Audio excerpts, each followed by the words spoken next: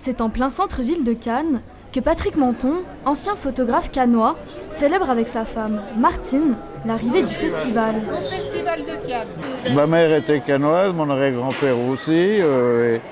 Oui, voilà, mais j'ai pas toujours habité Cannes, mais j'étais très souvent. J'ai appris à nager, à marcher ici. Il a mon âge, le festival. J'ai 77 balais. Bon, on va rentrer dans les détails. Je suis un conscrit du festival. Martine y vit depuis 9 ans et pour elle, Cannes, c'est plus que ça. Il n'y a pas que le festival à Cannes. Cannes, ça dure une semaine dans toute l'année. Donc il y a beaucoup d'autres manifestations à Cannes qui sont représentatives aussi de la ville. À quelques pas du palais des festivals, 2 équipes du club des boulistes des allées de Cannes s'affrontent avant l'arrivée des touristes. Il y a un afflux de clientèle qui fait qu'on ne vit plus de la même façon pendant et avant et après le festival. C'est plus du tout la même vie pour nous. On a l'impression d'avoir 2 vies différentes.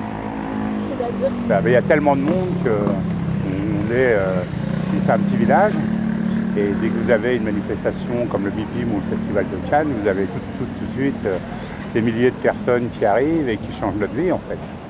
Michel Versit vit à Cannes depuis 45 ans. Sur la Croisette, il vend ses peintures à l'huile colorée. Le Festival de Cannes a longtemps aidé à la vente de ses tableaux. Avant oui, il y avait il y a un changement dans l'approche par rapport aux artistes, quoi. Mais là, il y a tellement de monde, et comme on dit, il y a du surtourisme. Ce qui fait que les gens ne voient plus les œuvres d'art, quoi. Ce couple de Norvégiens se sera quand même laissé séduire par les œuvres de Michel.